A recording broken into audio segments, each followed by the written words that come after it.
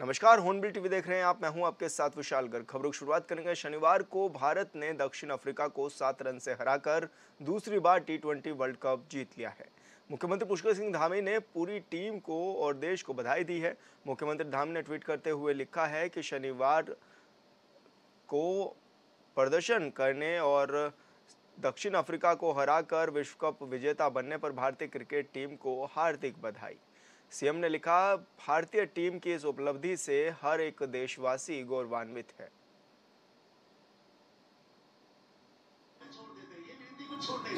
विराट और शिवम दुबे 51 की साझेदारी और ज्यादा बढ़िया कंट्रीब्यूशन वाली कोहली के ऊपर से प्रेशर हटाया शिवम दुबे ने। मेहनत करने वाले ही विकास करते हैं, सफल वो होते हैं गुरु।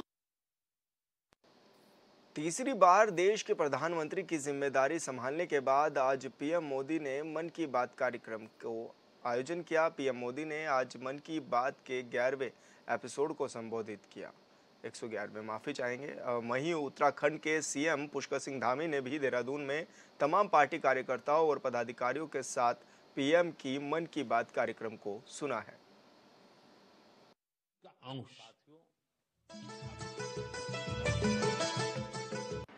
हमारे देश के यशस्वी प्रधानमंत्री मोदी जी को तीसरी बार प्रधानमंत्री बनाने के लिए आपने परिश्रम किया, आपने मेहनत की और इस विधानसभा क्षेत्र से बड़े भारी अंतर से मोदी जी को जिताकर देश का प्रधानमंत्री बनाया।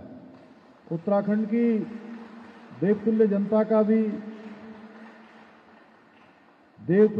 का भी मैं धन्यवाद करता हूं कि उत्तराखंड की देवतुल्य जनता ने 5 लोकसभा सीटों पर भारी वोटों से भारतीय जनता पार्टी को जिताया। 5 कमल मोदी जी को देश के प्रधानमंत्री बनाने के लिए उनको समर्पित किए। भाइयों बहनों, आज अनेक बातें आदरणीय प्रधानमंत्री जी ने अपने मन के बात के इस एपिसोड में की हैं और उन्होंने कुछ काम जो आने वाले समय में हमको करने हैं उन कामों के बारे में भी उन्होंने चर्चा की है। जैसे विश्व पर्यावरण दिवस पर एक पेड़ मां के नाम लगाने का जो अभियान शुरू हुआ है उसको अभी हमने यही रुकने नहीं देना है। आप सब देख रहे होंगे पिछले साल की तुलना में इस साल तापमान बढ़ा है। पिछले साल से ज्यादा गर्मी हुई है ना। अगर ये तापमान इसी प्रकार से बढ़ता रहा, पर्यावरण के संरक्षण के लिए, उसके संवर्धन के लिए जो इस धरती का ऋण है, इस धरा का ऋण है, इस सृष्टि का ऋण है, उस ऋण को हम सबको उसका बोध होना चाहिए। उसका दायित्व तो हमारे ऊपर है कि हम पर्यावरण का संरक्षण करें। शुद्ध हवा, शुद्ध पानी जो हर एक मनुष्य के लिए अति आवश्यक है, उसको बनाने में, उसको उपलब्ध कराने में हम सब की क्या भूमिका हो सकती है। तो हमारे प्रधानमंत्री जी ने जो हमसे एक अनुरोध किया है कि हम सबको एक पेड़ मां के नाम लगाना है। इस बार जो हमारा ये मानसून का सीजन आ रहा है, वर्षा का सीजन आ रहा है, इस वर्षा के सीजन में हम सबको वृक्षारोपण के कार्यक्रम में भाग लेना है। जिस प्रकार से आज नदियां हमारी सूख रही हैं, स्रोत सूख रहे हैं, धारे, नौले, गाड़, गधेरे, जिस प्रकार से उनका एकदम आप समझ लीजिए कि पानी आते आते बंद हो गया है, जो हमारे पहले के समय में आता था, उसको भी पुनर्जीवित करने के लिए जहां उत्तराखंड की सरकार अनेक प्रकार के कामों को आगे बढ़ा रही है, वहां हम सबको भी योगदान देना है। मैं अपने लामा भाइयों से, तिब्बत समाज के लोगों से भी अनुरोध करता हूं कि आप भी देहरादून में, इसके आसपास जो आज हमारा जल स्तर लगातार घट रहा है, उसमें सक्रिय रूप से भागीदार बनकर, सक्रिय रूप से अपनी भागीदारी निभाकर पर्यावरण के संरक्षण के प्रति हम अपना योगदान कर सकते हैं। और मुझे पूरा भरोसा है कि आप सब लोग जिस प्रकार से मानवता को लेकर काम करते हैं, जिस प्रकार से समाज के प्रति जागरूक होकर काम करते हैं, आप अपनी भूमिका का निर्वाह करेंगे।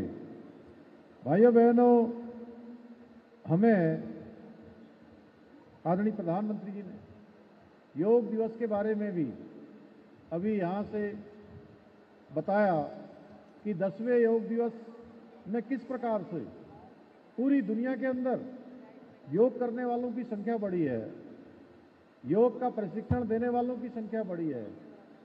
और हमारे राज्य के अंदर, ये राज्य देवभूमि उत्तराखंड, यह तो योग और आयुष की भूमि है, आयुर्वेद की भूमि है।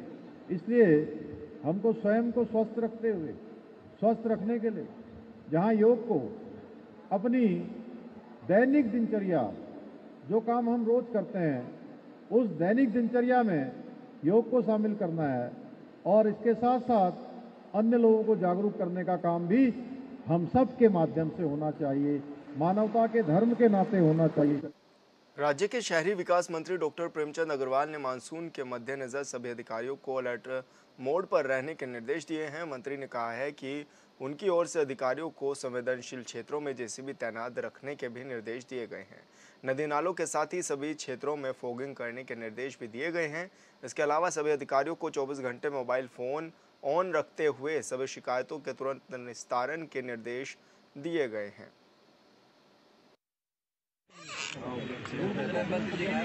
लगातार हम लोग बैठकें कर रहे हैं, हमारे अधिकारीगण बैठकें कर रहे हैं। मैं खुद लगातार कई जगह जाके स्थलीय निरीक्षण भी कर रहा हूँ।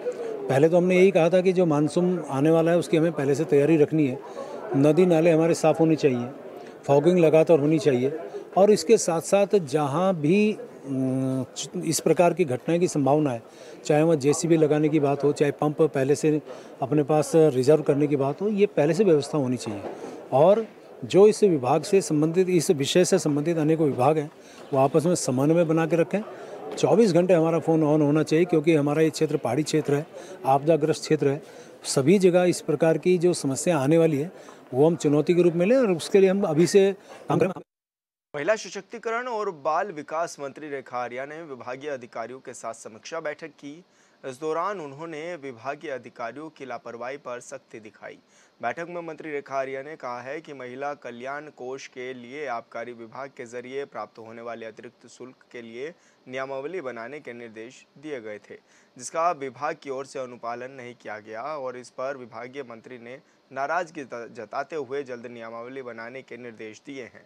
आगे उन्होंने कहा कि विभाग में 5000 सहायकों की नियुक्ति के लिए प्रक्रिया संचालित है, जिसके लिए नियमावली में जरूरी संशोधन करते हुए जिले के रिक्त पदों पर जल्द ही भरने की कार्रवाई की जाएगी।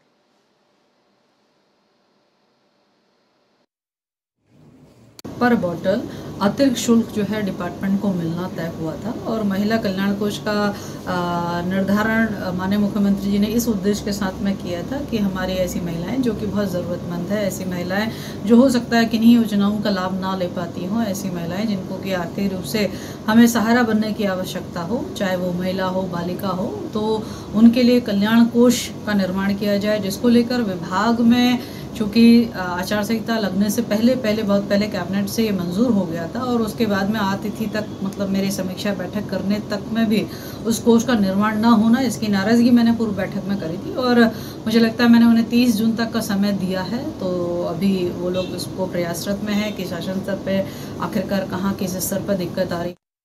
आगामी 10 जुलाई को होने वाले बद्रीनाथ उपचुनाव के लिए कांग्रेस ने अपना प्रचार प्रसार तेज कर दिया है। इसी के चलते कांग्रेस के पूर्व प्रदेश अध्यक्ष गणेश गोदियाल चमोली के पोखरी विकास खंड पहुंचे हैं, जहां पहुंचकर उन्होंने कई ग्राम सभाओं में कांग्रेस प्रत्याशी लखपत बुटेला के पक्ष में वोट देने की अपील की। इस मौके पर गणेश गोदियाल ने बीजेपी पर जमकर निशाना भी साधा। उन्होंने कहा, बीजेपी की डबल इंजन की सरकार ने जनता को छलने का काम किया है। अच्छे दिनों का वादा कर जनता को महंगाई, बेरोजगारी और भ्रष्टाचार दिया है। खींचने की ताकत जिसके लिए भारतीय जनता पार्टी कुख्यात है। विधानसभा के इस उपचुनाव में मुख्य मुद्दा ये है कि ये मौका है उत्तराखंड की राजनीति को शुद्ध करने का। लोग इस तरह के मौका परस्त राजनीतिज्ञों को, जैसे दूध से मक्खी को निकालकर फेंका जाता है, उसी तरह साइड करें।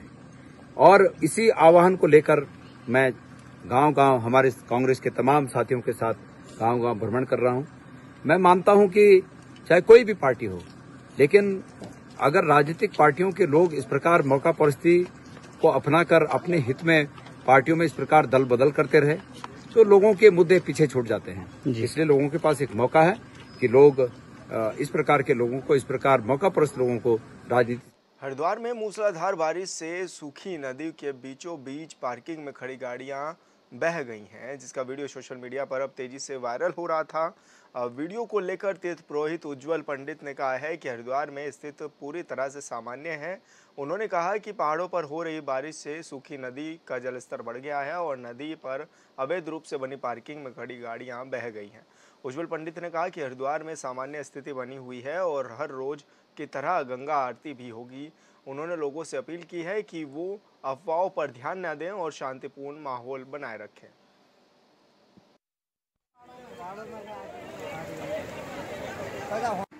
ये कोई किसी भी प्रकार की कोई बाढ़ आपदा जैसी स्थिति नहीं है, ना कोई बाढ़ हरिद्वार में आई है।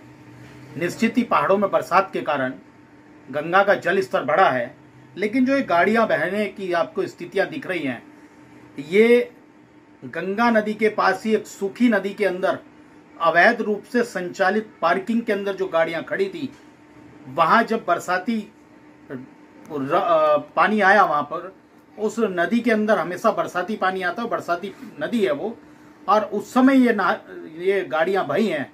इसलिए जिस प्रकार के वीडियो, जिस प्रकार की आपदा और बाढ़ की चर्चाएं हो रही है, वो गलत है। हरिद्वार पूरी तरह से सुरक्षित है और यहाँ नित्यकालीन जो संध्या आरती होती है वो उसी प्रकार से हो रही है और यहाँ सब कुछ स्नान इत्यादि उसी प्रकार से। उत्तरकाशी का एक ऐसा जिला है जहां लोग दूर दूर से यमुनोत्री और गंगोत्री धाम के दर्शन करने के लिए आते हैं, लेकिन इस जिले की एक और खासियत है जो है यहाँ की पार्किंग। अगर आप उत्तरकाशी आएंगे तो आपको हर जगह सड़क किनारे कहीं पर भी अवैध पार्किंग दिख जाएगी, जिसे 2-4 होने से आपको कोई नहीं बचा सकता है। इस रिपोर्ट में देखिए।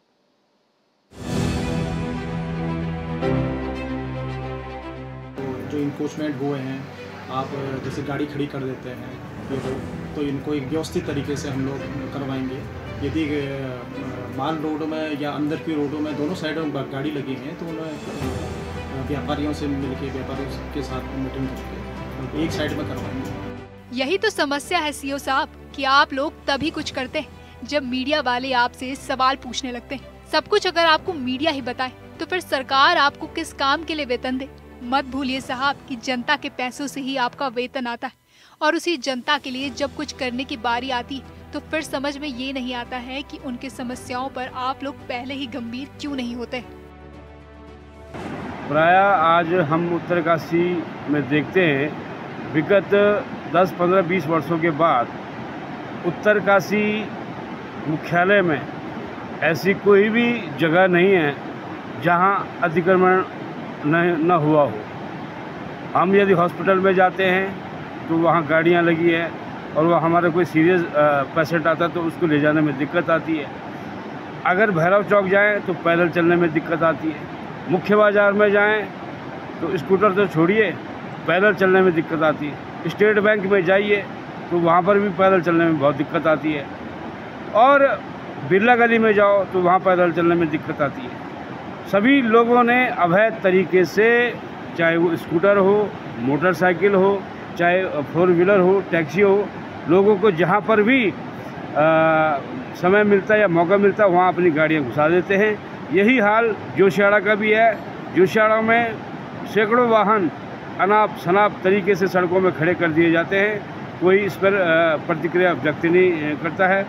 तो मेरा यह निवेदन है, नगर पालिका से भी निवेदन है, हमारे अपने एसपी साहब से भी निवेदन है, डीएम साहब से भी निवेदन है एंड ट्रैफिक पुलिस से भी निवेदन है कि जहाँ जहाँ यहाँ अतिक्रमण हो रहा है उसको तुरंत बहाल किया जाए, हटाया जाए। उत्तरकाशी में भी फुटपाथ पर है कब्जा, पैदल मार्गों को बना दिया गया है पार्किंग। साल भर यात्री आते रहते हैं उत्तरकाशी। देवभूमि उत्तराखंड के सीमांत जनपद उत्तरकाशी में सड़क किनारे बने फुटपाथों को पार्किंग बना दिया गया है। जिस भी इलाके में चले जाइए वहां पैदल मार्गों पर गाड़ियां खड़ी मिल जाएंगी। उत्तरकाशी गंगोत्री और यमुनोत्री धाम यात्रा का मुख्य स्थल है। यहाँ साल भर देश दुनिया से तीर्थ यात्री और पर्यटक आते रहते हैं। जरा सोचिए कि जब ये लोग इस तरह की तस्वीर देखते होंगे तो अपने अपने राज्यों में जाकर लोगों के बीच क्या चर्चा करते होंगे। क्या इससे प्रदेश सरकार और यहाँ के लोगों की बदनामी नहीं होती होगी? जो दुकानें लग रही हैं उनके कारण भी अतिक्रमण हो रहा है और बाजार में पार्किंग की उचित सुविधा न होने के कारण भी बाजारों में लोग आते हैं तो उनको चलने में दिक्कत हो रही है। इसलिए सरकार को बाइकों के लिए व कारों के लिए मुख्यालय में पार्किंग बनानी चाहिए। जो बस रामलीला मैदान में पार्किंग है वो जो लोकल लोग हैं उनको निःशुल्क पार्किंग 1-8 घंटे के लिए जो मार्केट में परचेजिंग के लिए आ रहे हैं उनको देना चाहिए। और फुटपाथ की व्यवस्था भी अवश्य होनी चाहिए ताकि जो गांव से लोग आते हैं वो राहगीरी हैं वे सड़क में अपने एक और स्वतंत्र रूप से बाज़ार में आ सकें, बस स्टैंड में जा सकें। और बस स्टैंड में जो अन्य अतिरिक्त ठेलियाँ लग रही है उनको भी एक साइड में सरकार को लगाना चाहिए। शहर के ज्यादातर इलाकों में फुटपाथों पर कब्जा, पैदल मार्गों पर कब्जा है तो पैदल कहाँ चलेंगे? जहाँ तहाँ सड़क किनारे खड़ी रहती है गाड़ियाँ।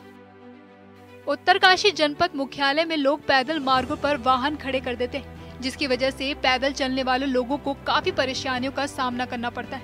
साथ ही डर इस बात का होता है कि ऐसे में कब कहाँ दुर्घटना हो जाए। आप तस्वीरों में देख सकते हैं कि जिलाधिकारी कार्यालय के बाहर जिला अस्पताल के मेन गेट हनुमान चौक से लेकर हर जगह अनाप शनाप तरीके से वाहन खड़े हैं और इतना कुछ होने के बाद भी रही सही कसर रेडी ठेली वाले ठेली लगाकर पूरी कर देते हैं, जिस कारण पैदल चलने वाले लोग परेशान हैं। मेरा मानना तो ये है कि ये तब इस प्रकार से शासन की नींव टूटती है जब कोई घटनाएं घट जाती है, जब कोई मतलब आम लोगों की सुनवाई का कोई वो नहीं हो रहा है। अचानक से कभी 2-4 साल में एक दिन जाते हैं कि हटाओ हटाओ। ये जरूरी है कि लोगों के जो दैनिक जीवन है उस सुव्यवस्थित होना चाहिए और इस प्रकार से जो अस्थायी अतिक्रमण होते हैं उसको किसी प्रकार से हमें उसका मुकाबला वो नहीं होना चाहिए, समर्थन नहीं करना चाहिए। हमारा तो यही कहना है। बस अड्डा निर्माण अधूरा, अभी से ही कब्जा, सरकारी कार्यालयों के सामने भी अतिक्रमण, एम्बुलेंस चालकों को भी होती है परेशानियां।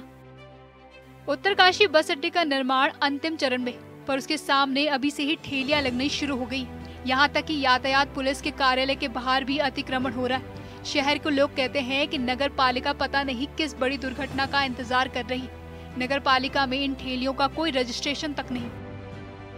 वहीं जिला अस्पताल के बाहर भी लोग गाड़ी लगाकर गायब हो जाते हैं। ऐसे में अस्पताल में एम्बुलेंस के साथ ही मरीजों को भी जाम में फंसना पड़ रहा है।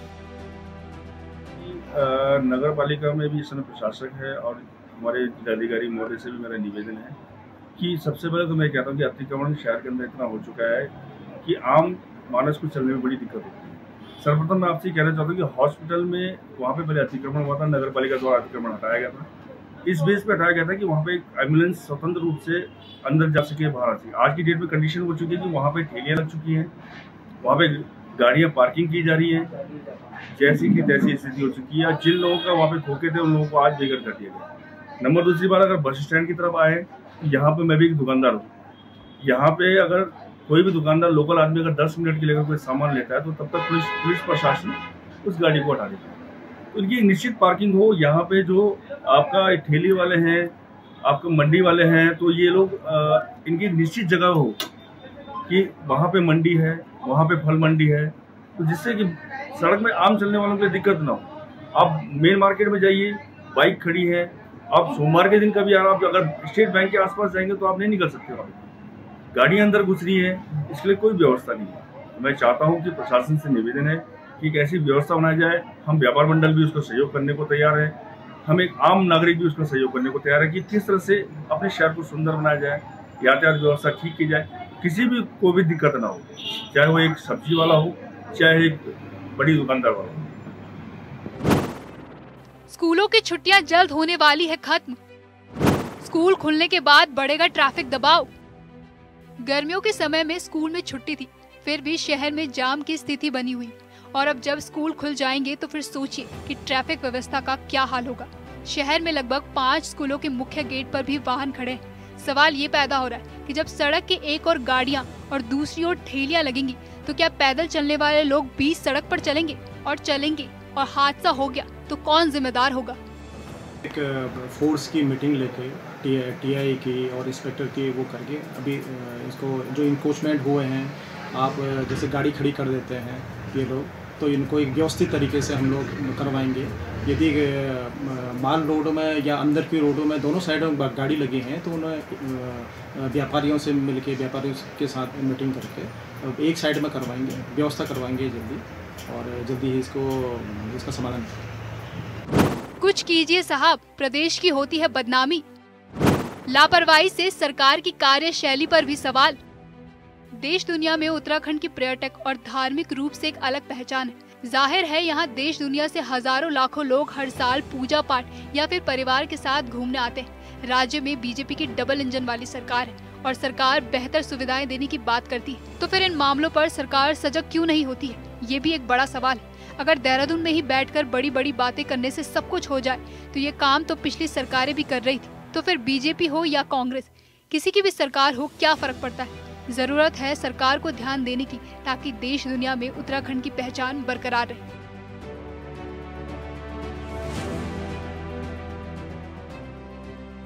Bureau report, hornbill TV.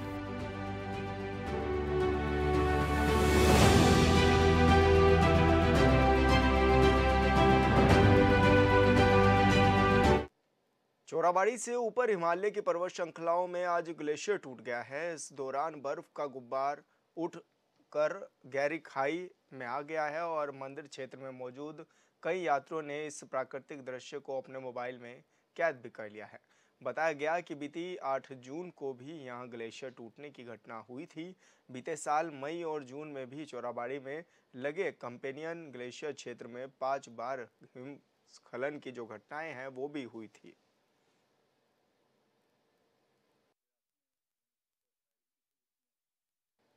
और फिलहाल इस बुलेटिन में इतना ही। आप देखते रहिए हॉर्नबिल टीवी। नमस्कार।